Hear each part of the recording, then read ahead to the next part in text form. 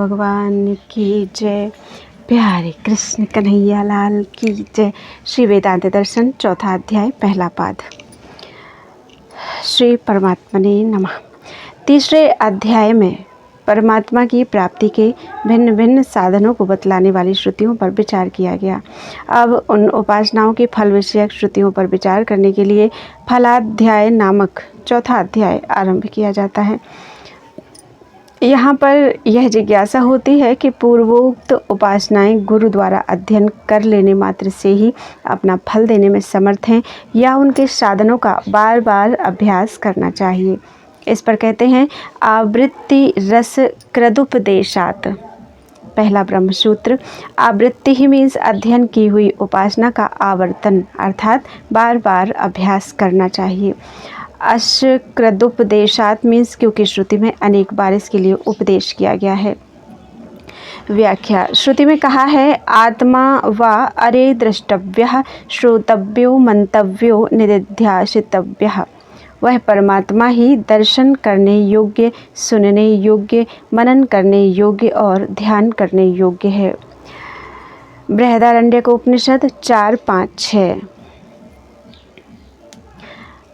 ज्ञान प्रसादेन विशुद्ध सत्वस्ततस्तु तम पश्यते निष्कलम ध्यायमानः। अर्थात विशुद्ध अंतःकरण वाला साधक उस अवयव रहित परमेश्वर को निरंतर ध्यान करता हुआ ज्ञान की निर्मलता से देखता है। मुंडकोपनिषद 3-1-8। उपासते पुरुषम ये ह्यकामास्ते शुक्र में तद अतिवर्तन्ति धीराः। जो कामना रहित साधक उस परम पुरुष की उपासना करते हैं वे इस रजो वीर्यमय शरीर को अतिक्रमण कर जाते हैं।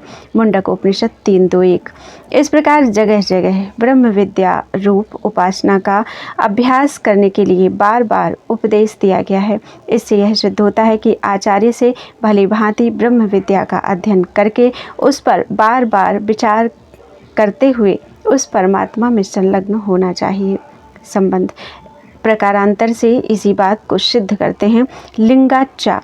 द्वितीय ब्रह्मसूत्र। लिंगात मीन्स स्मृति के वर्णन रूप लिंग अर्थात प्रमाण से चा मीन्स भी यही बात सिद्ध होती है।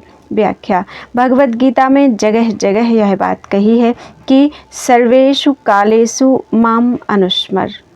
सब काल में मेरा स्मरण कर। गीता अध्याय 8 7वां श्लोक। परमं पुरुषम दिव्यम याति पार्थानुचिंतयन्। बार बार चिंतन करता हुआ साधक परम पुरुष को प्राप्त होता है। गीता अध्याय 8 का 8वां श्लोक। जो सदा अनन्य चित्त होकर मुझे नित्य स्मरण करता है उस नित्य युक्त योगी के लिए मैं सुलभ हूँ। अनन्य चेताः सतशं यो माम स्मरति नित्यसः तस्याहं सुलभः पार्थ नित्ययुक्तस्य योगिनः। गीता अध्याय 8 14वां श्लोक। मय्यावेश्य मनो ये माम नित्ययुक्ता उपासते। मुझ में मन लगाकर नित्य योग युक्त होकर जो मेरी उपासना करते हैं। गीता अध्याय 12:2। इसी प्रकार दूसरी स्मृतियों में भी कहा है। इससे भी यही सिद्ध होता है कि ब्रह्म विद्या का निरंतर अभ्यास करते रहना चाहिए। संबंध उस परम प्राप्य परब्रह्म का किस भाव से निरंतर चिंतन करना चाहिए इस जिज्ञासा पर कहते हैं आत्मेति तोप गच्छन्ति ग्राह्यन्ति च। तीसरा ब्रह्मसूत्र। आत्मा वह मेरा आत्मा है। इति इस भाव से तू मीन्स ही उपगच्छन्ति ज्ञानी जन उसे जानते या प्राप्त करते हैं। चा मीन्स और ग्राह्यन्ति मीन्स ऐसा ही ग्रहण कराते या समझाते हैं। व्याख्या। यह आत्मा ब्रह्म है। यह आत्मा 4 पाद वाला है इत्यादि। मांडुक्य उपनिषद 2। सबका अंतर्वर्ती यह तेरा आत्मा है। बृहदारण्यक उपनिषद 3-4-1। यह तेरा आत्मा अंतर्यामी अमृत है। बृहदारण्यक उपनिषद 3-7-3। इसी प्रकार उद्दालक ने अपने पुत्र श्वेत केतु से बार बार कहा है कि वह सत्य है, वह आत्मा है, वह तू है। छांदोग्य उपनिषद 6-8 से 16वें खंड तक। जो आत्मा में स्थित हुआ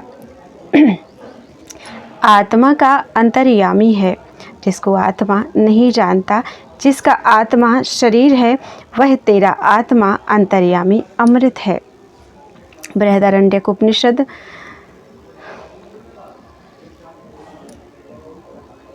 3:7-22। इस प्रकार श्रुति में उस परब्रह्म परमात्मा को अपना अंतर्यामी आत्मा मानकर उपासना करने का विधान आता है तथा भगवद गीता में भी भगवान ने अपने को सबका अंतर्यामी बताया है। गीता अध्याय 18 61वां श्लोक। दूसरी श्रुति में भी उस ब्रह्म को हृदय रूप गुहा में निहित बताकर उसे जानने वाले विद्वान की महिमा का वर्णन किया गया है। तैत्तिरीय उपनिषद 2:1। इसलिए साधक को उचित है कि वह परमेश्वर को अपना अंतर्यामी आत्मा समझकर उसी भाव से उसकी उपासना करे। संबंध। क्या प्रतीकोपासना में भी ऐसी ही भावना करनी चाहिए? इस जिज्ञासा पर कहते हैं, ना प्रतीके ना ही सह। चौथा ब्रह्म सूत्र। प्रतीके मीन्स प्रतीक में, ना मीन्स आत्मभाव नहीं करना चाहिए, ही मीन्स क्योंकि, सह मीन्स वह, ना मीन्स उपासक का आत्मा नहीं है। व्याख्या। मन ही ब्रह्म है, इस प्रकार उपासना करें। छांदोग्य उपनिषद 3:18-1। आकाश ब्रह्म है, ऐसी उपासना करें। छांदोग्य उपनिषद 3:18-1। आदित्य ब्रह्म है, यह आदेश है। छांदोग्य उपनिषद 3:19-1। इस प्रकार जो भिन्न भिन्न पदार्थों में ब्रह्म रूप से उपासना करने का कथन है, वही प्रतीक उपासना है। वहाँ प्रतीक में आत्मभाव नहीं करना चाहिए, क्योंकि वह उपासक का अंतरात्मा नहीं है। जैसे मूर्ति आदि में भगवान की भावना करके उपासना की जाती है, उसी प्रकार मन आदि प्रतीक में भी उपासना करने का विधान है। भाव यह है कि पूर्वोक्त मन, आकाश, आदित्य आदि को प्रतीक बनाकर उनमें भगवान के उद्देश्य से की हुई जो उपासना है, उसे परम दयालु पुरुषोत्तम परमात्मा अपनी ही उपासना मानकर ग्रहण करते हैं और उपासक को उसकी भावना के अनुसार फल भी देते हैं। इसीलिए वैसी उपासना का भी विधान किया गया है, परंतु प्रतीक को अपना अंतर्यामी आत्मा नहीं माना जा सकता।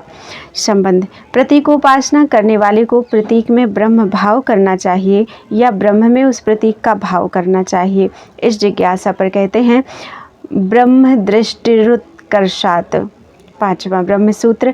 उत्कर्षात् मीन्स ब्रह्म ही सर्वश्रेष्ठ है, इसलिए ब्रह्म दृष्टि ही मीन्स प्रतीक में ब्रह्म दृष्टि करनी चाहिए, क्योंकि निकृष्ट वस्तु में उत्कृष्ट की भावना की जाती है। व्याख्या।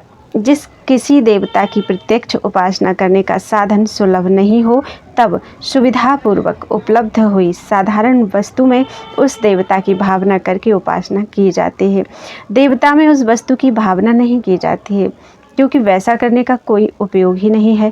उसी प्रकार जो साधक उस परब्रह्म परमात्मा की तत्व को नहीं समझ सकता, उसके लिए प्रतीकोपासना का विधान किया गया है। अतः उसे चाहिए कि इंद्रिय आदि से प्रत्यक्ष अनुभव में आने वाले प्राण, मन, सूर्य, चंद्रमा आदि किसी भी पदार्थ को उस परब्रह्म परमात्मा का प्रतीक बनाकर उससे ब्रह्म की भावना करके उपासना करें, क्योंकि परब्रह्म परमात्मा ही सर्वश्रेष्ठ है और निकृष्ट में ही श्रेष्ठ की भावना की जाती है, श्रेष्ठ में निकृष्ट की नहीं। इस प्रकार प्रतीक में ब्रह्म भाव करके उपासना करने से वह परब्रह्म परमात्मा उस उपासना को अपनी ही उपासना मानते हैं। संबंध। जब कर्म के अंगभूत उद्गीत आदि के विषय में कहते हैं, आदित्यादिम तयश्चंग उपपत्तेः। छठवां ब्रह्म सूत्र। चा मीन्स तथा, अंगे मीन्स कर्मांगभूत, उद्गीत आदि में आदित्यादि मतयः मीन्स आदित्य आदि की बुद्धि करनी चाहिए। उपपत्तेः मीन्स क्योंकि ऐसा करने से कर्म समृद्धि रूप फल की सिद्धि होती है। व्याख्या।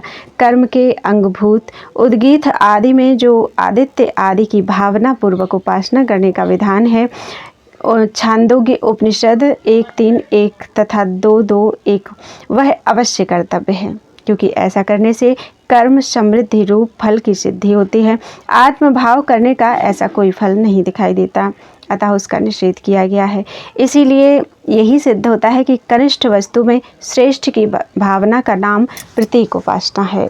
संबंध, यह जिज्ञासा होती है कि साधक को किसी आसन पर बैठकर उपासना करनी चाहिए या चलते फिरते प्रत्येक परिस्थिति में वह उपासना कर सकता है। इस पर कहते हैं आसीनः संभवात। 7वां ब्रह्म सूत्र। आसीनः मीन्स बैठे हुए ही उपासना करनी चाहिए। संभवात मीन्स क्योंकि बैठकर ही निर्विघ्न उपासना करना संभव है। व्याख्या, परब्रह्म परमेश्वर का जैसा रूप सुनने और विचार करने पर समझ में आया है, उसका बार बार तैल धारा की भांति निरंतर चिंतन करते रहने का नाम उपासना है। यह उपासना चलते फिरते या अन्य शरीर संबंधी काम करते समय नहीं हो सकती, क्योंकि उस समय चित्त विक्षिप्त रहता है तथा सोते हुए करने में भी निद्रा रूप विघ्न का आना स्वाभाविक है। अतः केवल बैठकर करने से ही निर्विघ्न उपासना हो सकती है। इसलिए उपासना का अभ्यास बैठकर ही करना चाहिए। भगवान श्री कृष्ण ने भी कहा है कि उपविश्यासने योगम आत्मविशुद्धये, उपविश्यासने युञ्जात योगम आत्मविशुद्धये, अर्थात आसन पर बैठकर अंतःकरण की शुद्धि के लिए योग का अभ्यास करें।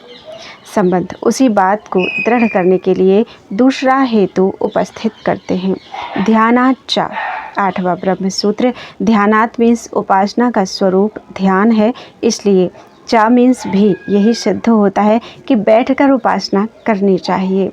व्याख्या, अपने इष्ट देव का ध्यान ही उपासना का स्वरूप है।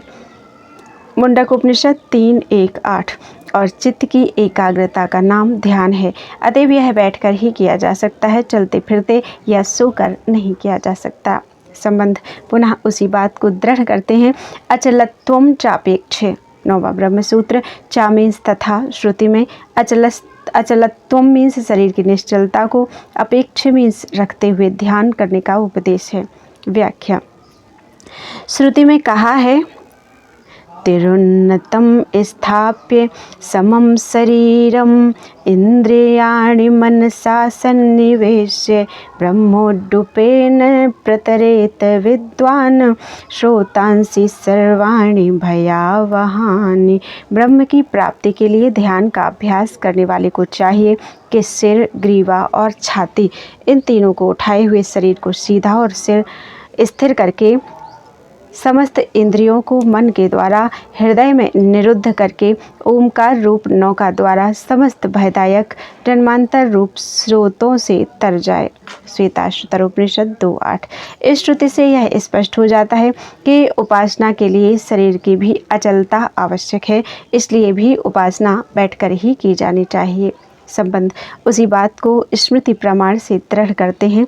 स्मरन्ति चा। 10वां ब्रह्म सूत्र। चा मीन्स तथा, स्मरन्ति मीन्स ऐसा ही स्मरण करते हैं।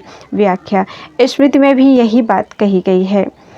समकाय शिरो ग्रीव धारयन्नचलं स्थिर संप्रेक्ष्य नासिकाग्र स्वदेशाश्चानवलोकयन् प्रशांतात्मा विगतभीर ब्रह्मचारी व्रते स्थितः मनः संयम्य मच्चित्तो युक्त आसीत मत्परः।